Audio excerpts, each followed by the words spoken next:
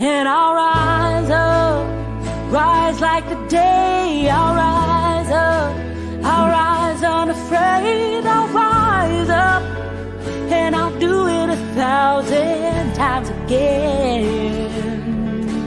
For you, for you, for you, for you.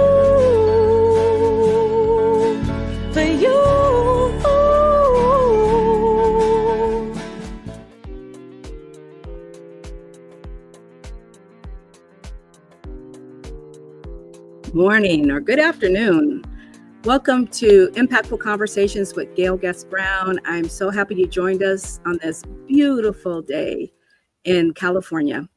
Listen, today we have a great lineup for you. For those of you who don't know me, I'm Gayle Brown, Executive Leadership Coach, CEO of an award-winning business, Guest Brown Impact, where I work with women to overcome challenges to equity and leadership in the workplace. I work with businesses with their leadership and equity challenges as well. At Guest Brown Impact, we're going to back up a few slides, but I want to say that I started this forum about 2019 to really create a forum to elevate the voices of Black women, because we had so much magic in our community, and sometimes we just needed to be reminded of how great we are. So I wanted to have a forum where I'm talking to Black women who are doing amazing things in the community. At Guest Brown Impact, our vision is women standing in their power, speaking their truth, and commanding their worlds.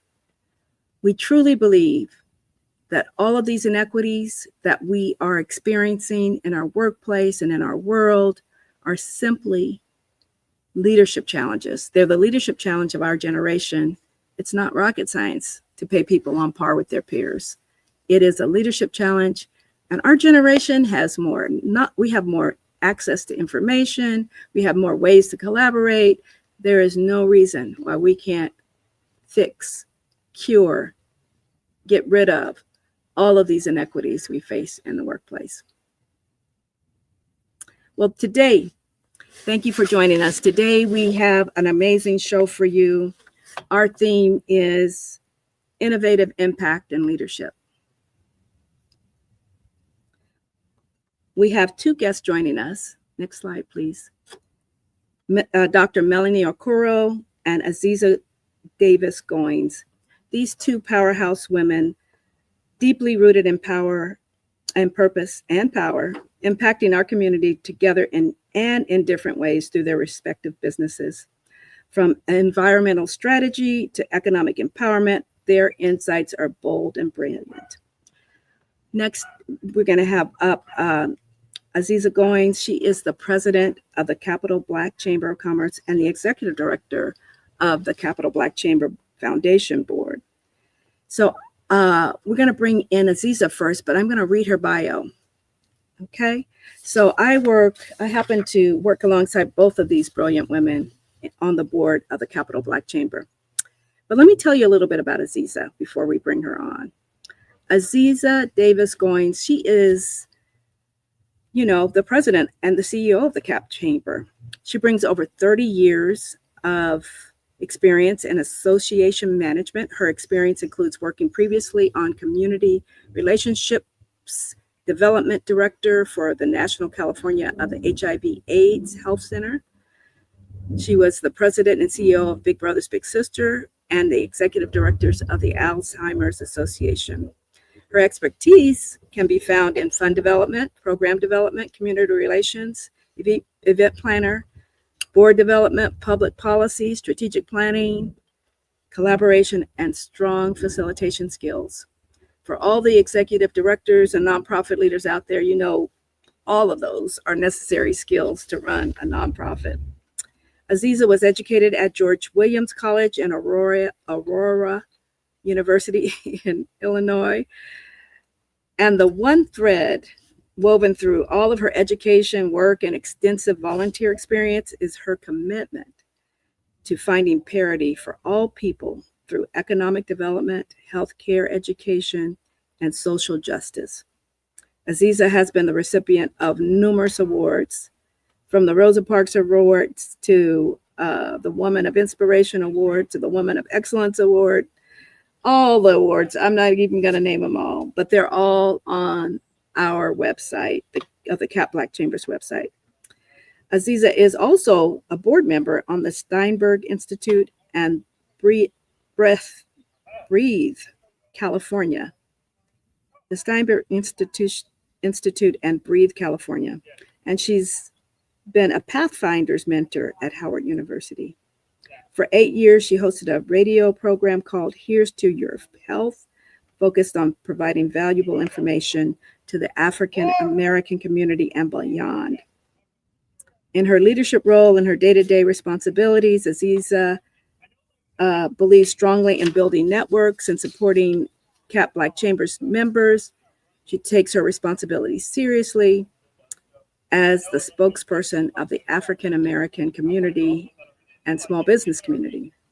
Her work reaches well beyond California's border, includes visits to Tanzania, Kenya, Rwanda, Ghana, and Turkey, where she identifies opportunities for trade, investment, and agriculture. Listen, we are talking about one powerhouse woman. Let's bring Azizza into the room. Good morning, Gayle. Wow, Azizza. You know, I work alongside you every day, and I forget how accomplished you are because you are so humble. But thank you for being here. Thanks for having me. All right. Thank you. I appreciate you. Now, I think we also want to give, I want to introduce Melanie because she's in the room. She's in the back room right now. She's in the green room. I want to bring her on, but first let me tell you a little bit about her accomplishments. Do we have her picture to share? So Melanie Okoro, Dr. Melanie Okoro, American scientist, entrepreneur, author, and corporate business strategist, is an expert in creating and building innovative business service offerings. As a strategist, powerhouse collaborator, and values-driven leader, she's leveraged 20 years of experience as an entrepreneur, a scientist, from co-founding and serving as CEO of EcoAlpha Environmental and Engineering Services.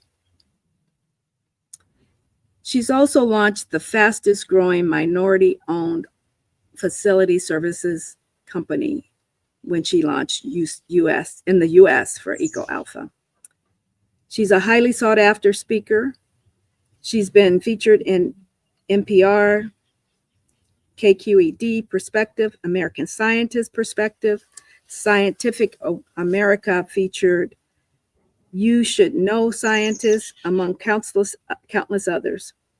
Currently, Dr. Okoro serves as the board of trustee for several nonprofit organizations. She's the president of our Capital Black Chamber of Commerce. She's also serving at Sacramento Splash and Minorities Striving and Pursuing Higher Degrees of Success and Earth. Oh, the geese have something to say about this, but she's pursuing high degrees of success in Earth and space science. She's got an MS and a PhD. She holds a doctorate in marine estuarine. Melanie, you're going to have to say that one for me. And environmental science from the University of Maryland, Baltimore County, and a bachelor's degree in biology from John C. Smith University, a historically Black college. So listen, let's bring on Melanie. And Melanie, tell us what your doctorate is in, please.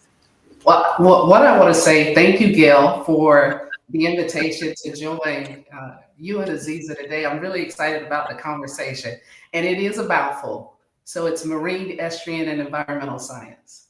It's estuarine. Okay, yeah. Thank you. I appreciate that. Thank you. Well, welcome, ladies. You are some impressive ladies. But in addition to these very impressive credentials that you have and all that you do for our community and our world. I want the audience to know you beyond all that. So could you spend a few minutes and tell us where your people are from? Tell us a little bit about your family heritage. Let's start with Azizza. Well, I'm an East Coast girl. I grew up in New York and New Jersey. Before I began my travels, I started traveling quite young. I remember my grandmother taking me on a cross-country tour of the United States for an 8th grade graduation present. And was Wow. bit What a by grandmother. on a bus. On a Wow. bus. So it's fun, I bet.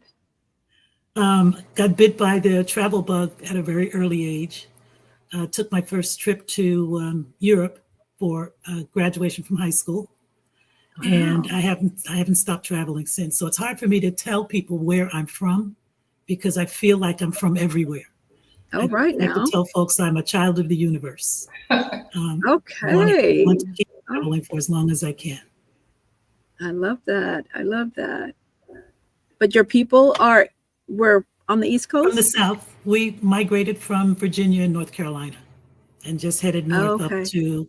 up the East Coast. Mm-hmm. But I spent more Awesome. years in the Midwest and here in the West than I spent actually living on the East Coast. I've Okay. been in California now for over 30 years. So this is really home. Okay. This is really home. Mhm. What age were you when you left your family on the East Coast? About 18, right after high Okay. school. Mhm. All right. Lived That's in the an Midwest adventurous for soul several over years. here. Yeah, I lived in the Midwest for several What years. part of the Midwest? Chicago.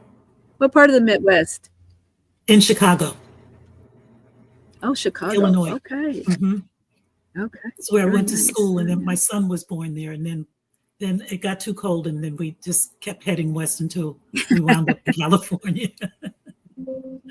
Kept moving west. Let's go west. I hear a sun out there. Oh, babe, I think my thing needs batteries. My PC. It's running low. Well, thank you for joining us. Melanie, please tell us a little bit about your peeps and your family heritage. Well, I grew up in Tuskegee, Alabama, so I'm a country girl.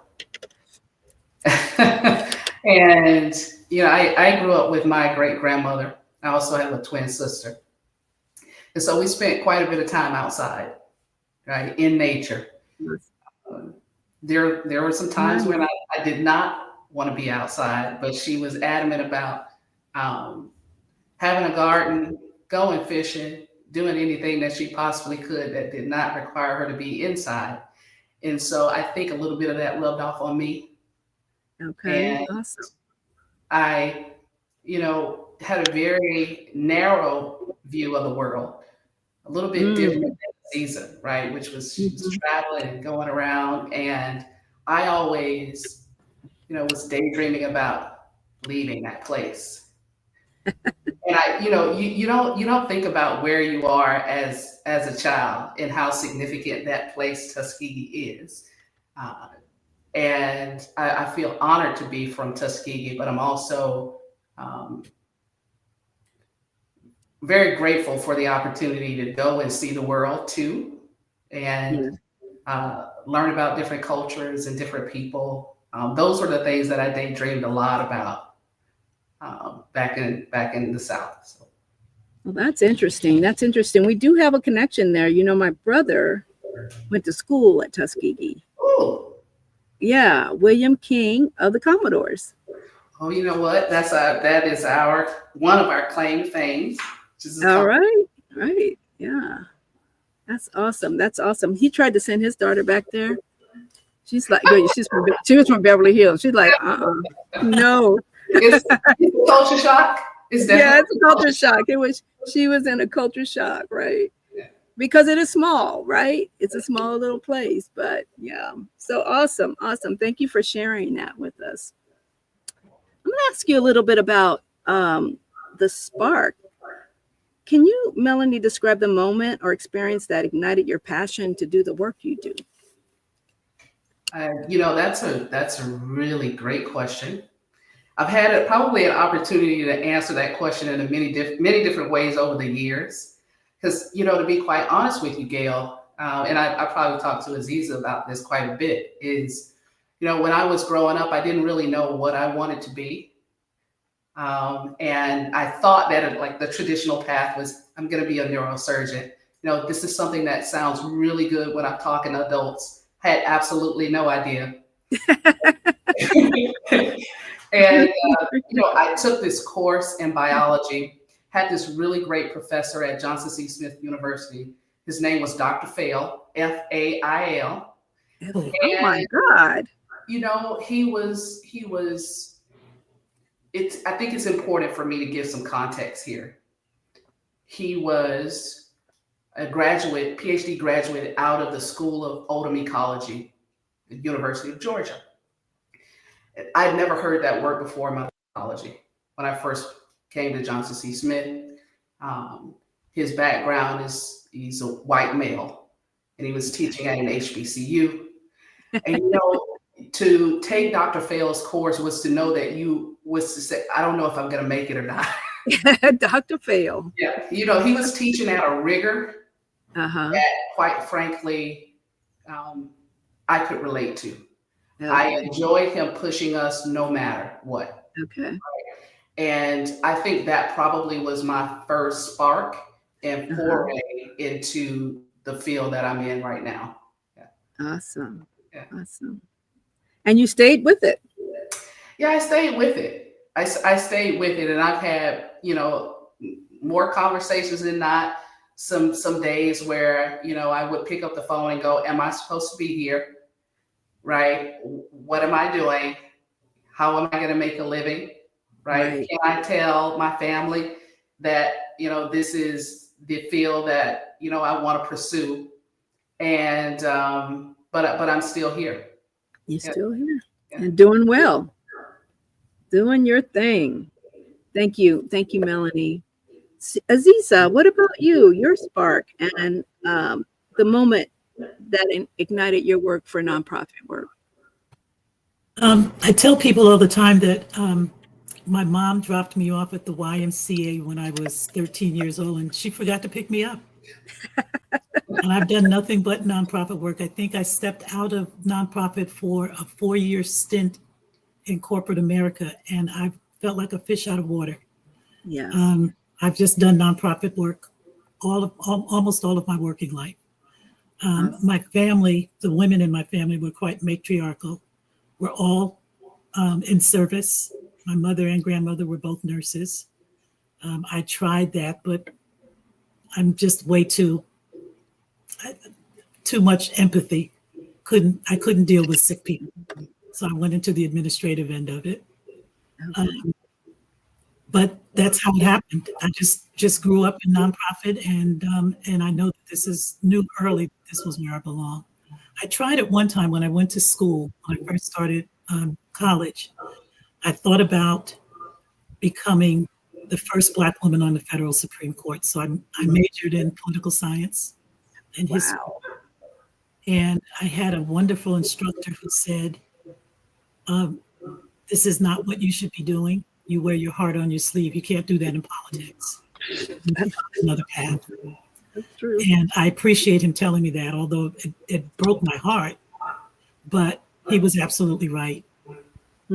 Absolutely right. I did not belong in the political field. And it's ironic that I still have my hands in that, doing the work that we do here. We've got to be advocates for those that we're serving. So I spend as much time in doing the political dance, if you will, as I do the advocacy, right? Yeah. Mm-hmm. Advocacy for small businesses. So at least you have that background, right? That foundation. It's not foreign. It's definitely part of the job. Yes. Thank you so much. When you thought about the challenges, considering this current landscape that we're in, how do you see your field influencing change today? And I'll let whoever wants to go first take that. Melanie, go for it. And I have to go. Hey, when Azizza tells me to go, I have to go, Gayle. I have to go. For me, the experiences that I've had, the people that I've met in this industry, you know, I think it's really important to go against the status quo. You know, the reason why I say that is because so much of the work that you do as an entrepreneur every day is to create and to curate and to build and to integrate. And so much of that comes from a scientific background of we hypothesize. There are new ideas that come along. We test those, we research those, and then we iterate. Some are good, some are bad, some of the ones that we follow through with. And I think in the industry that I'm in order for our company and the people that I lead to grow every day, we have to put on that cap of just simply being able to not only adapt, but to be able to think about new ideas and create things that are new. And so for us, we always are going against the status quo. And I think that's what has led us to the path that we are today. As I'm proud to say that we are a very strong organization, and the people that I work alongside every day have this mantra that Azizza talked about, but also to Gayle. I think that's why we're also on the board together, all of us, is because we also serve. So we serve our clients in a very different way. And it sort of bucks against the status quo. Right. That's true. That's true. Yeah. Thank you. How about you, Azizza? I agree with it. It's ironic. I agree with all that Melanie said, and it's ironic because the fields of work that we're in are very different, but the needs are pretty much the same. That we are serving our community. We're serving people, around the world. Actually, it's not just here in our region. What we're doing reverberates and is needed everywhere. And so there's no time to get stale in the work that you're doing. You're always being innovative in what you're doing because needs change. And I think that a lot of businesses that don't succeed, the reason that they don't is because they're not growing with and changing the way the world is. So we're constantly looking for new and innovative ways to get the work done that we know needs to be done by listening to those that we're serving. I think one of the beauties in working with you ladies has been the fact that I can tell in the conversations that we have on a regular basis that movement is so necessary for all of us, and that we've got to keep it moving, and we've got to keep looking and listening to what our community's needs are and finding ways to meet those needs and to help the community along in meeting those needs. Yes. Thank you. All right, listen, this question is for Melanie. As a scientist and strategist, how do you integrate environmental insight into leadership development and business innovation? I'm going to go back to a quote that I recently heard from Melody Hobson.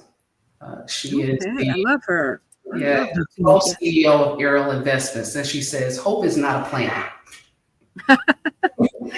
And as a scientist, again, and I talked about this earlier, we bring new ideas to the table, and we're always thinking about, now, how are we going to plan out this research, right?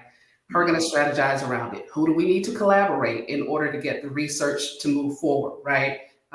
What does it look like for us in the future? And we are not afraid of scientists as failing. It's actually a part of the process. That's true. So when I think about leadership, I think about the integration and the business development. That's all a part of the process.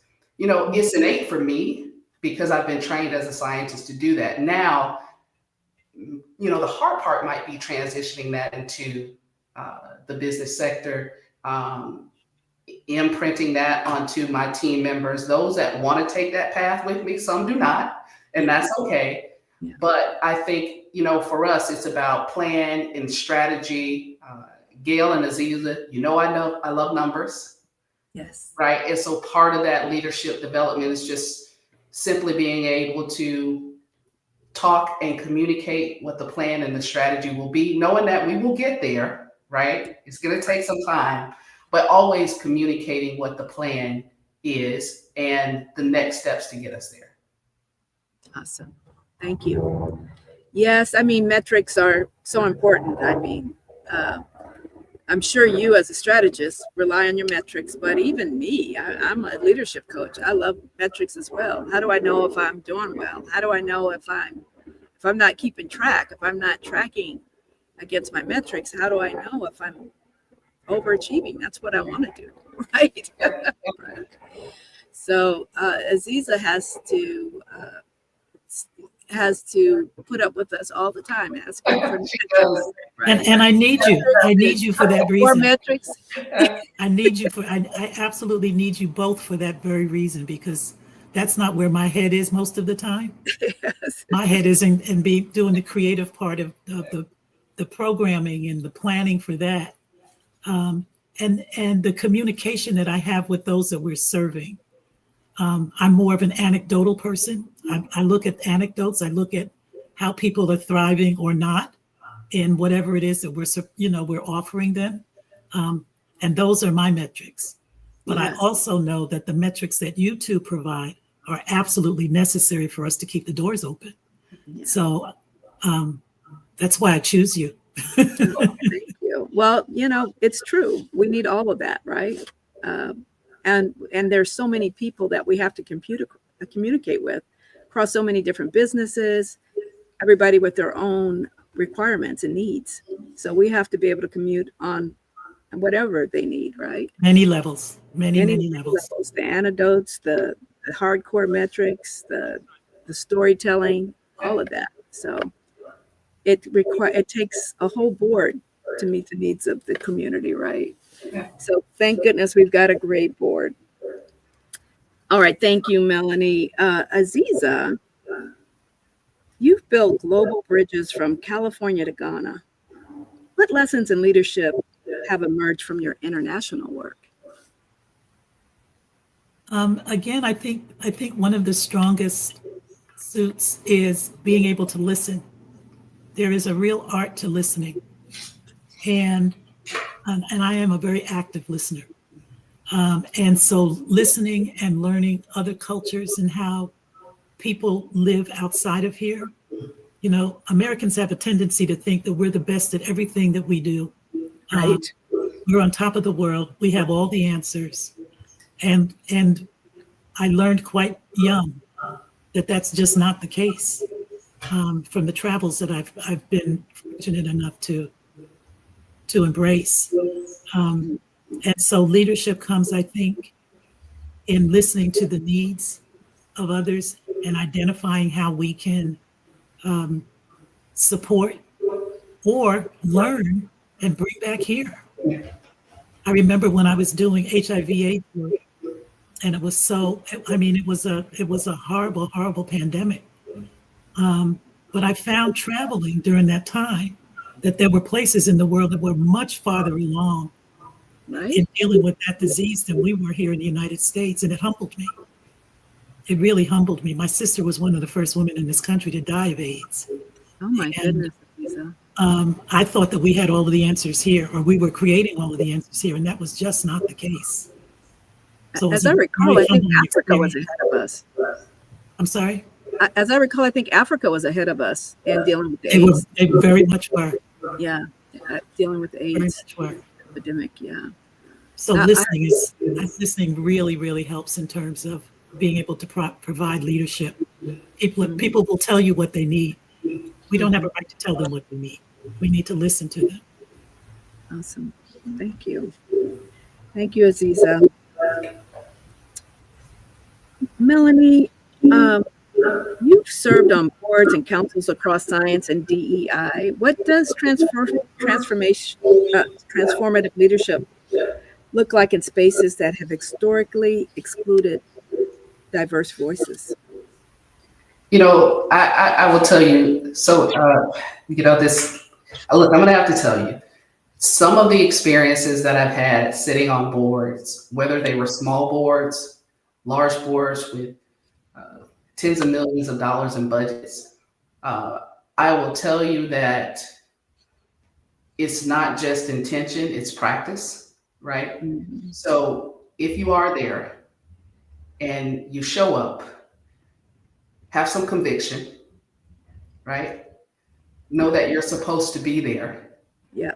And if you're modeling it in action and not just intention, you probably solve the biggest problem, right? And then if you're sitting on boards, then you have an active voice. And, and I will say this, I say this to Gayle, I say this to Azizza, I say this to our board members, be present.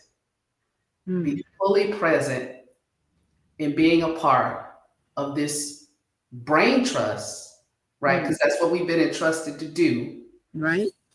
To go out and implement whatever good work that you're trying to do. And in that, you're modeling what it means to be a diverse person in this space, be inclusive, and make sure not only that the representation, it's not so much for me, that piece. What it is it in action, right? We don't want a mouthpiece. We don't want a talking piece. We want it to be in action, not just intention. And if I could say that over and over again, that's what I would say in terms of what it looks like to be on boards and for it to be transformative. Because if you're not showing up and if you're not present, there's a lot of work that has to be done in that space. You can make it easier on your board members when you're showing up and you're ready to follow the path that you set out for that organization. So. Yep, absolutely. Thank you. I think that's a word for a lot of people. I know a lot of people are interested in serving on boards, and they're a little bit concerned when it's not diverse. Well, we can't expect it to be diverse, right? We are bringing the diversity, right? We're often one of few or the only one, right? And so we, in those spaces, we definitely are visible, and we have to be present and do the work, right? And represent what it's like to have diverse people on your board. So absolutely agree with you there, Melanie. Thank you so much. Azizza, back to you.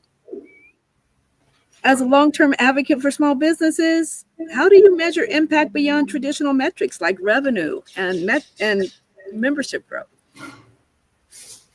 Well, it's cyclical. It's really hard to measure. It changes from year to year, and that's the nature of nonprofit in the first place, because we rely so much on others to support and partner with us. But people's initiatives change all the time. Businesses, corporations, their initiatives change all the time. And if we're not aligned with those initiatives, then we're constantly seeking out other organizations and businesses that align with whatever our mission is. I think a lot of nonprofits oftentimes step outside of their mission because they're following dollars as opposed to following the mission. Right. And that's when you find those nonprofits that aren't as successful as those that are mission driven. I think it's super important that we stick to the mission and make sure that we're constantly looking at those other organizations and other businesses that align with our mission. It's a constant struggle, particularly when you're in an area like where we are. There are over 15,000 nonprofit organizations in our region, believe it or not, with a very, very little corporate base. So we're kind of like oftentimes crabs in the barrel, which is why our organization, believes in collaboration. I think there's strength in collaborating, thinking, and not thinking that we have to do it all by ourselves. We can't do it all by ourselves. And we need to rely on our friends to work with us. If 15,000 nonprofits, is that percentage higher than most cities, or is Most it like cities that all our over? size. Yeah, it is. It's higher than most cities our size, for sure. But part of the reason is because we're sitting in the government seat. Right. And, being in the capital of the state of, the fourth largest economy in the world, it makes it very difficult to run a very successful nonprofit here. Okay. I'm going to go off script and ask you something fun. I went to a conference one time and they had us come on to music. So it might take a minute to think about this. You had to walk on to music. So if you were to walk onto a stage, what would be your walk-on music? Probably the same one we used for the women's conference. I'm Every Woman.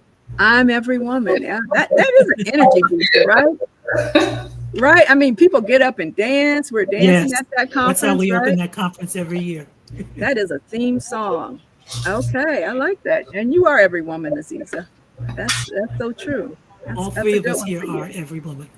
Thank you. What about you, Melanie? What's your walk-on song? I don't have to think about this much, Gayle. I drove across the country to get from Maryland to California on the Journey CD. And one of my favorite songs was Don't Stop Believing. Don't Stop Believing. All right. That's a good one, too. All right, Azizza, you got to have that at the conference, too, now, right? Oh, it'll absolutely be there. Okay. All right. And then my walk-on song is Mary J. Blige. What is it, Ernest? Fine. What was it? Fine. Fine. Mary J. Fine. I love that song, right?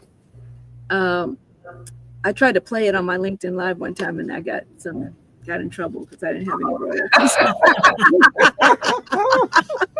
They're like, nope. Awesome. In fact, I had to, the song we came into, Audra Day's song, I had my little niece, my brother's daughter, recorded that for me so that I wouldn't get into royalty problems with Good. song. Yeah. So she recorded that for me.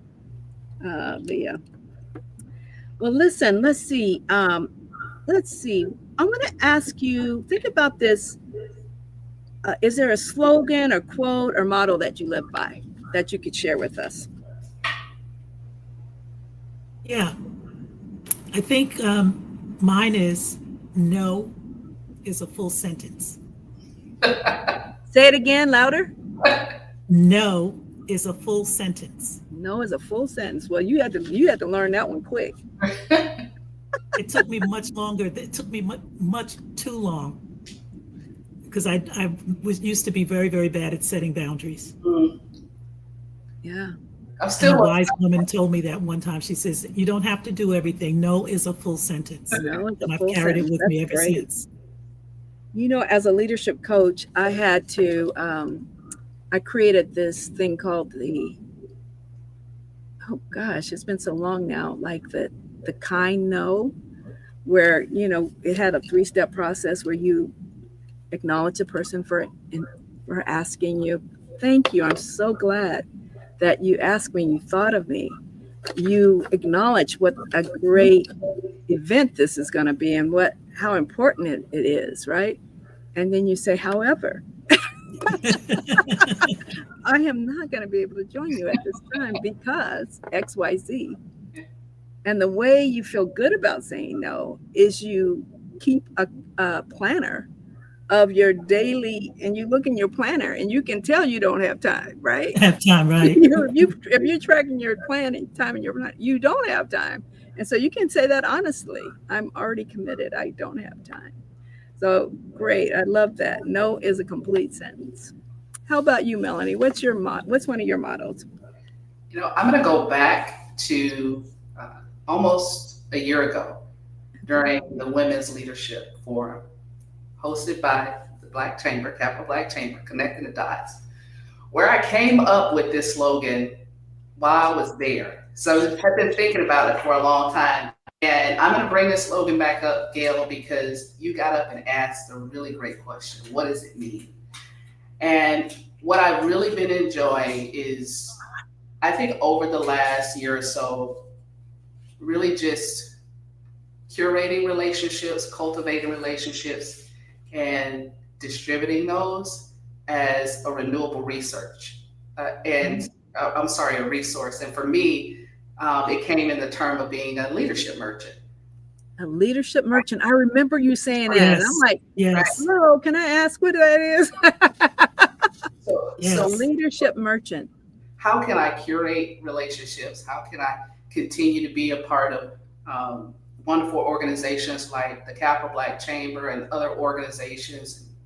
How can I distribute that leadership in a way that I think is organic to me and doesn't pull at so many things that are going on, ability to say no, but also for me, because it's renewable, I can replenish those, right? Okay. Over and over and over again. And so I don't know if that's a slogan, but that is sort of I think it's your slogan. Yeah. Right. So my mantra, and I feel pretty comfortable in that space right now. So. Okay. Dr. Melanie Okoro, the leadership merchant. Yeah. You're so many things. So fitting. Scientists, strategists, author, and leadership merchant. Yeah. You said it. So You said fitting it for here her. first. Huh? You said it here first. I like That's right. You said it here first. There you go. I love it. I love it. You did say that last year. I remember that well. All right, ladies, what about your go-tos for rest and restoration? Every year I try to take what I call a please and thank you vacation. I go by myself somewhere in the world, and I want to spend at least 10 days saying nothing more than yes, please, and no, thank you. No other words. Love And that. it really does relax me, makes me be a bit more introspective and thinking about my needs, myself. Great restoration, because I'm constantly depleting my needs Pouring out. and not fulfilling them Yes. in a healthy way. Yeah. So that please and thank you vacation for me every year is really important. Can you tell us about one of your most favorite please and thank you vacations that you've taken? Probably in Kauai. It's not that far away. Yeah. And it's Kauai, I think, of all the islands, is just conducive to quiet. Yes. There's nothing to do there but enjoy the nature, the beauty Exactly. of the nature, right? Hiking, visiting botanical gardens, being Yes. near the ocean. Beautiful. I think you're due for one of those. Yeah. Yeah. Awesome. How about you, Melanie? Right now, I think I'm in the phase of I'm taking sort of the shorter route, immediate, more frequent, and that is the practice of Bikram yoga. What is it? The practice of Bikram yoga. It's the only time, and some would describe it as hot yoga, but it's the only time where I can turn my brain off. Mm-hmm. And fully concentrate on the practice, Yes. or the pose, Yes. or just simply staying in the room. Yes. And that helps.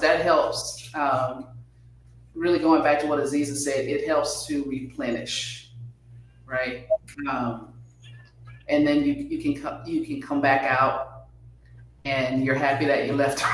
By the time you get in, you're happy you left. But I think that's an immediate one that I can think of that's really helped to replenish and restore. And mostly the mind, the body, Mm-hmm. Yeah. Very important things, the mind, the body. Um, one of the things I second that. One of the things I realized about yoga this year is I start calling it my time to just be, Mhm. right? I'm just being. I'm not thinking about anything else. I love this little gym that I go to, and they turn off the lights, and she puts little candle lights out, and at the end we cover up and lay down shavasana or something. I don't know what she says, but it's my favorite yoga classes. We just lay out there, and it's wonderful, right? It's a wonderful time to just be and not think and not do. So awesome. That's so important these days. There are a couple of organizations in our community that focus on restoration, restoring our minds and bodies. One of them is Safe Black Space. I encourage you, if you're out there listening, to join them every second Saturday virtually. The other one is Holding Space. We had Dr. Shakonda Rogers on the show one time. She joined me here on the red couch. And they do a great job of holding space and creating safe spaces to restore and replenish. And they have an event coming up at the end of September. So I encourage everybody to take care of themselves, because it is truly an extraordinary time in our country. Some would say it's a dark time in our country. So replenishing ourselves, taking care of ourselves is very important. All right. Thank you so much. Let's see. Oh, I know. This is my favorite question to ask my guest. What's your bold move you will make in 2026? Since we're at the end of 2025.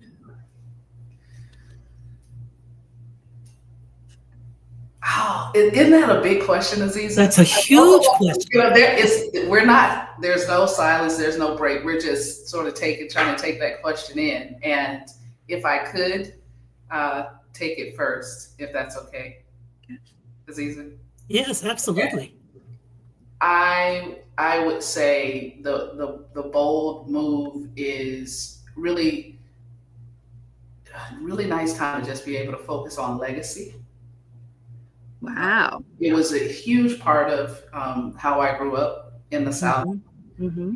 And there are, I think, times in your life where you can and should focus on certain things, and those things you prioritize and they become important to you. And I think as I am evolving as a leader and growing and learning from folks like Azizza and you, Gayle, in our community, that's really important to me. So just some steps forward towards just legacy building. Legacy building. Thank you. Awesome. I How have about you, no Ms. Azizza? idea. I have no idea. That's Oh, been, I will be guided by those that need whatever I have to offer. awesome. Well, And it 2026, changes you still all the time. got 4 months to think about that. I do. And I've got you guys to help me. Yeah, you got us to help you. Well, listen, I hate to wrap this up, but we are coming toward the end. But I wanted to talk a little bit about this next thing that we have coming up at the Capitol Black Chamber, an extraordinary event, connecting the dots. Can we show them that slide? Is that possible with all three of us up?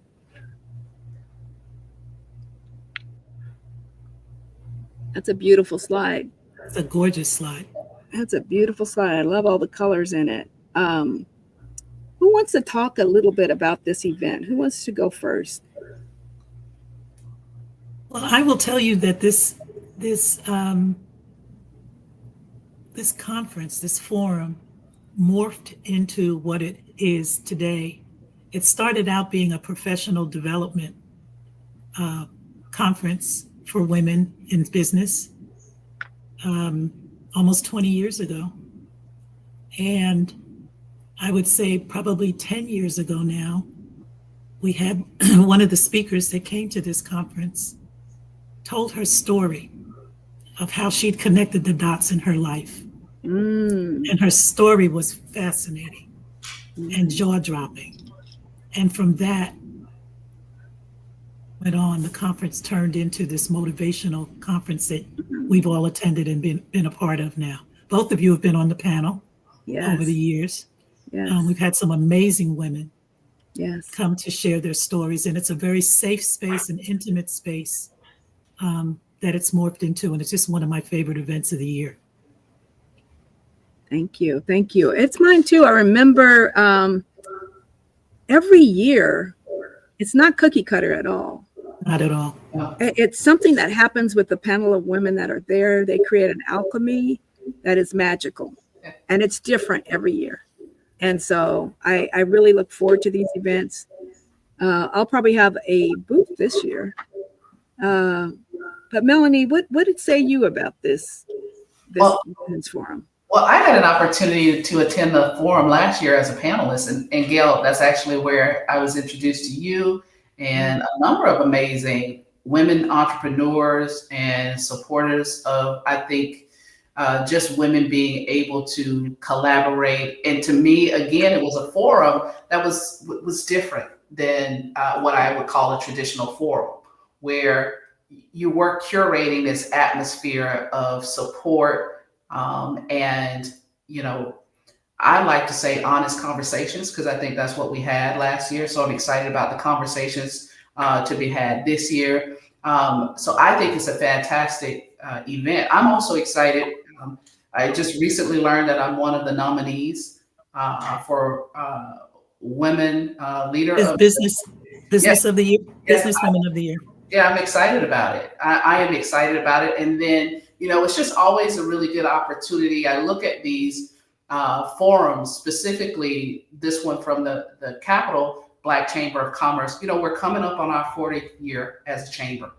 Yes. And what an extraordinary accomplishment, but an amazing time right now to come out and support women, support an organization that has really supported and been a part of this community, and has seen it grow and have, its pain points, but also still be able to do really good work. Yes. And be impactful, right? So that goes back to your whole segment, Gayle, of just being impactful. So it's a really special time coming up on October the 9th. And those that are listening right now, please share it with others, because I think it's an opportunity in a forum you just don't want to miss.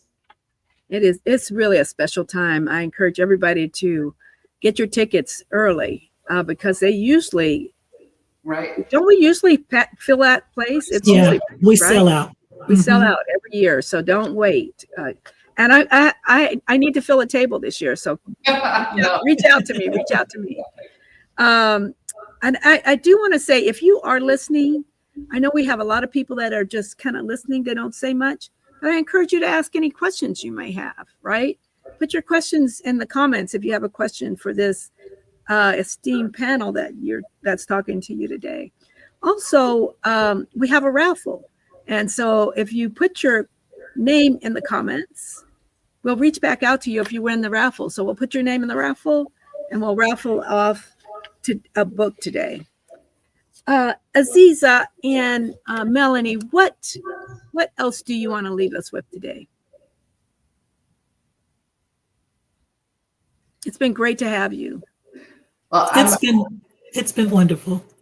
It's been great, and I'm going to take this one first because I didn't have to give Azizza, who I consider a mentor of mine and a dear friend. She has to have the last word. But I just want folks would say, I think, Gayle, this forum for women, this work that you're doing in uplifting women, entrepreneurs, but also women across all many different sectors is really important. The timing could not be more important. And I think that more from you and your team and the great work that you're doing is so important. And more of this period from any woman, any person can do this, can uplift and can serve. and to be really good stewards of what they were given. So just want to say thank you for that. Thank you, Melanie. I appreciate that. Thank you. I concur. You took the words right out of my mouth. I think I love mentoring. I love being a mentor, but I love more the fact that we're all friends, and that we keep each other lifted when it's necessary. You guys have been wonderful. And I can't tell you how much I appreciate and love you. And I think that the more women that have opportunities like this, the better our world will be. Right. You know, in my book, in the front of my book, one of the things I say is that women are God's gift to this world, right?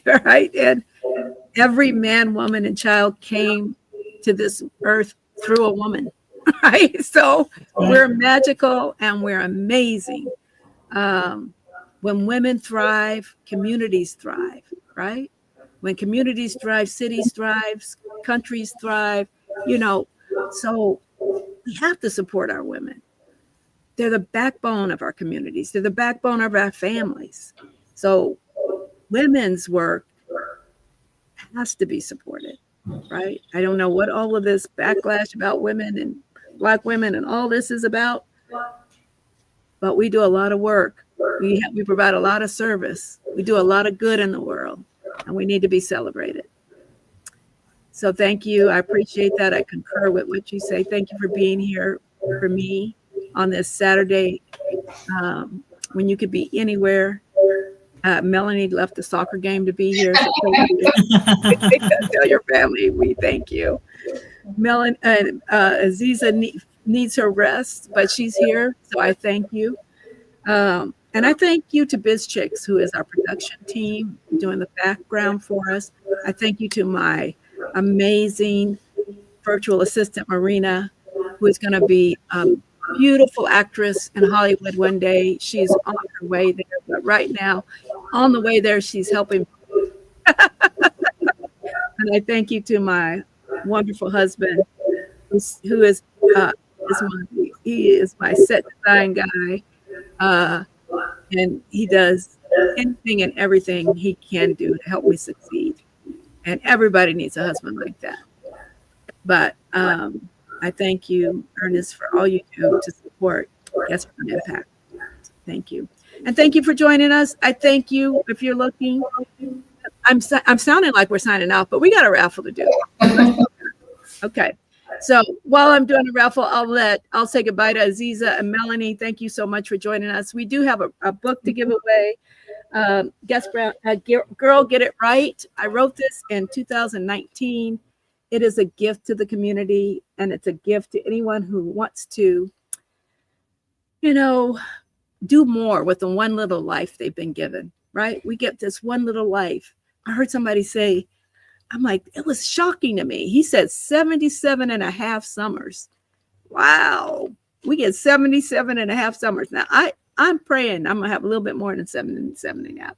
I think I'm going to have 86 summers. That's what I think I'm going to have. But we got just a little bit of time to do the most with these lives we've been given and to have the biggest impact we can have on our communities, right?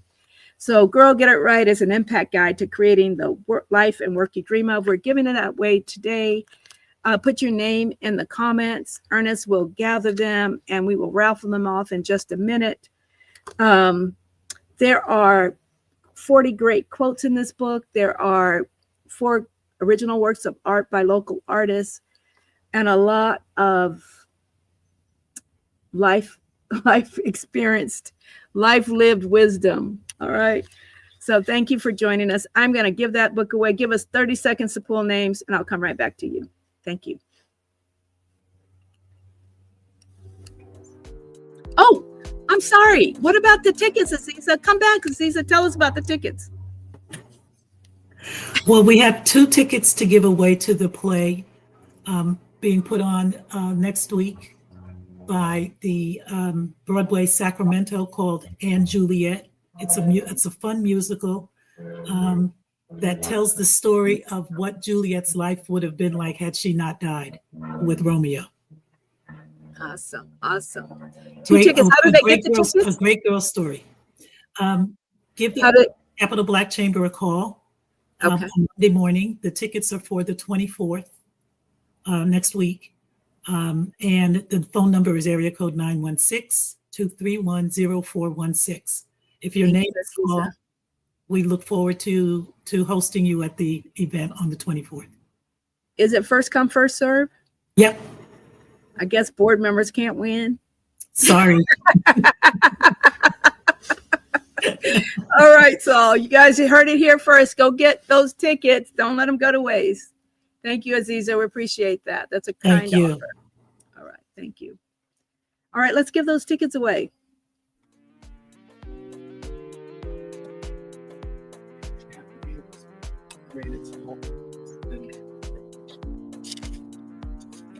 We can give.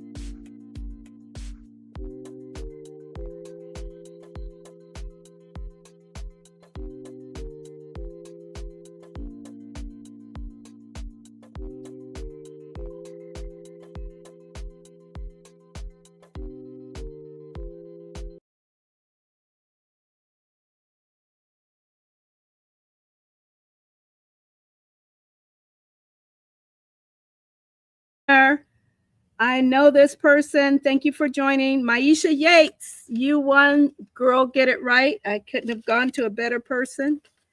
And I will, I know I already have your contact information. So I'll give this to Marina and she'll get that out to you. Thank you so much. Thank you, thank you, thank you. All right. We're going to keep it moving because, you know, Saturday awaits. If you didn't get the ticket, you didn't get the book though, let's go to the next slide.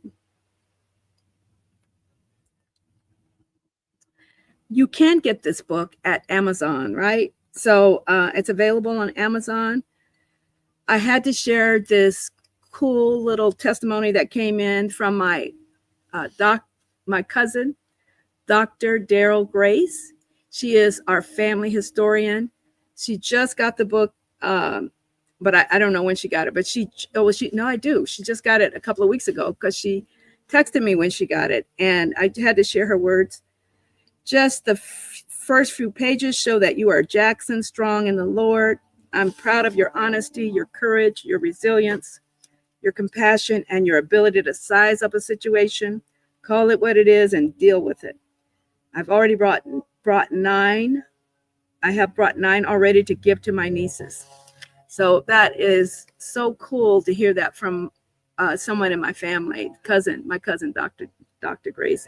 So she also would text me every few days with the page she was on and telling me what she thought about that page. Oh, I love this page. Oh, this is so good. And so it was quite fun to relive my book through her. So thank you, Dr. Grace. I appreciate you. All right, let's keep this moving. Let's close out this show. Thank you for joining us. We want to acknowledge Hispanic Heritage Month. Oops, okay. I guess we're going to go to Radical Joy. Hey, listen, I wanted to just call your attention to this. How we can embody radical joy in this time. Some people, and even myself, I have said this is a dark time in our country. So much going on, so much that can make you feel like you're not in control. And a lot of this stuff we can't control, but we can influence. But we can still have joy. Joy exists in us. So a few tips on how to embody joy. This is on my LinkedIn page, by the way. I wrote a whole article on this. These are just a few notes.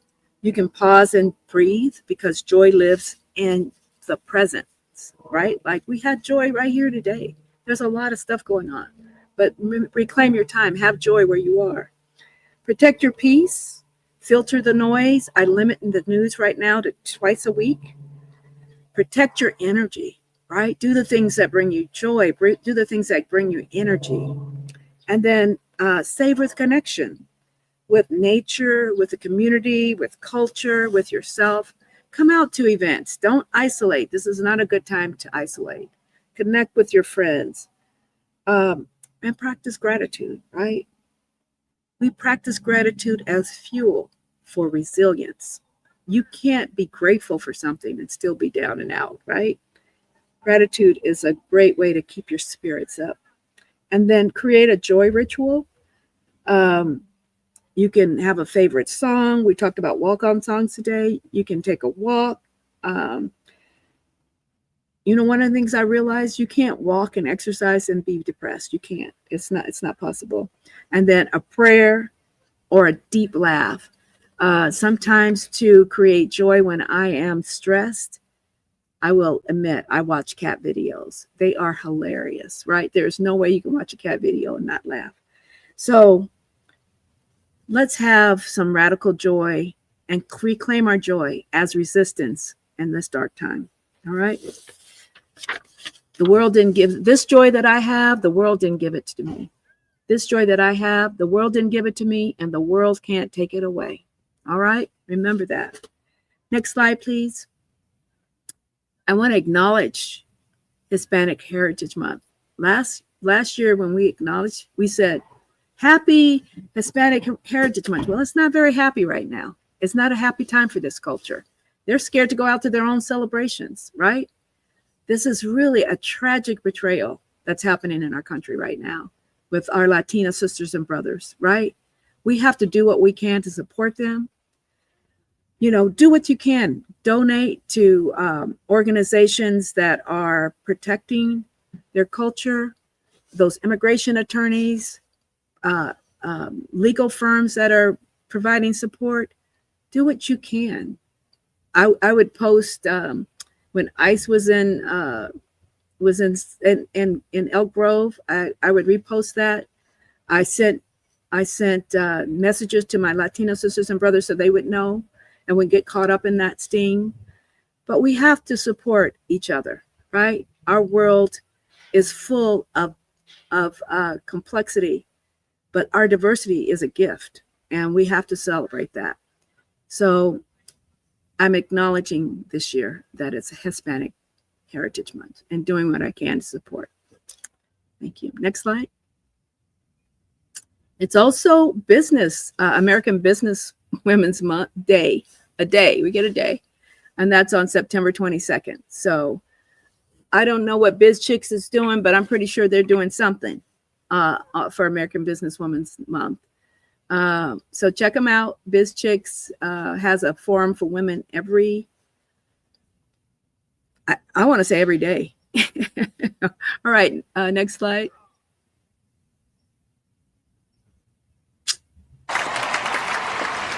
But what is grace? Grace is a light that lives in each of us, waiting to be shared. Not just a blessing that we receive, but a force that we extend to one another. Beneath every culture, every language, every story is the same breath, the same spirit, the same light, the light of the universe. The all that is, all that ever will be. This is an opportunity for all of the light to come together. And I feel that we're not doing enough. This is an opportunity for people to galvanize and recognize their strength in numbers. We still haven't done that as a species. We still haven't asked ourselves, for the sake of humanity, far beyond the reaches and constrictions of different religions, can we just hold hands for a moment and see the light that we have? You guys, put your cell phones in the air. Turn the lights on. Put your cell phones in the air. Let them see you in the world. The power that we have when we come together. This is 300,000 lights, all denominations. The only way to get to that light is to have grace for others. Too often humanity sees difference as danger We judge before we understand, but grace whispers, wait, and curiosity asks, why? Imagine if instead of saying, you are not like me, we ask, what can I learn from you? What light do you carry that I do not? And just maybe on the other side of that question mark is the answer. Right there waiting for everyone. Grace makes space, curiosity leans in. Together they can carry us toward one another. Grace and curiosity are not luxuries, but guys, they are remedies. Remedies for division, which there's so much in the world right now. That light, hold it up. Because there's division, there's despair. But you can shine your light on the rest of the world. This is how walls become windows and how borders become bridges. How your light becomes my light and my light becomes yours. Make some noise for the light. So we gotta have grace for the world if we ever want to get to that light, to that place. So in this historic moment, I ask you to choose grace, choose curiosity, choose them until they become contagious. And together we will flood the world with this light and this love, not with power and pride, but with light and love, always with the light and love. Thank you. Awesome, awesome. That was Pharrell Williams at the Vatican, right? What a beautiful event. Grace makes space and curiosity leans in. And grace and light is our remedies for the division we are experiencing in our country. So let's lean into that. That was a beautiful thing. They had a beautiful event. They had Jennifer, what's her name? Jennifer, she has her own show. Jennifer Hudson was there as well. Other singers. It was beautiful. So I'm sure you can find that on YouTube if you're interested. I want to remind you that our next LinkedIn Live is October 18th. Join us if you can. Stay connected with us by signing up to our newsletter. Marina, please drop the link to our newsletter in the comments so our guests can get to them. We have a monthly leadership tip in the newsletter, and then monthly events newsletter as well. So I want to thank you all for joining us today. We're signing off on this beautiful September afternoon now, right? Look, you can tell the sun is gone, has shifted a little bit. There's not so much heat behind me, but it's going to be a beautiful day. Azizza, you need to get out there and get in it. I know Melanie will because she's got kids. And let's enjoy each moment and enjoy each day. Our lives, we get maybe 82 summers. So let's make the most of them. All right. So thank you for joining us. We're going to close out with a same song, different little, stay with us. You're going to enjoy this. Thank you for joining us. Over and out. Walking down and tired of living life on the merry-go-round, and you can't find a fighter, but I see it in you, so we gon' walk it out. Now is the time for all of us to stand up and say enough is enough.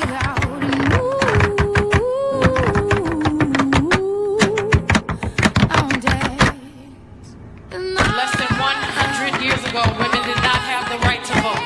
If you were black, white, Mexican, Asian, Muslim, educated, poor, or rich, if you were a woman, it did not matter.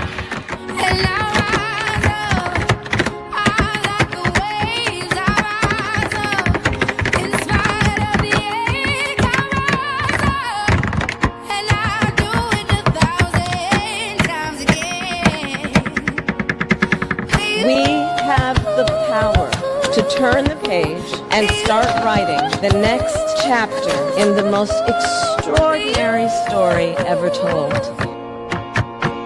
We are not going back. We are not going back. All we need is hope, and for that we have each other, and for that we have each other. When you grow up with that kind of obstacle and you still rise, give them a sense of distance from where they are now that they can go the distance. Even if you don't have the answers, give them hope. I'll rise up, rise like the day. I'll rise up. Hey.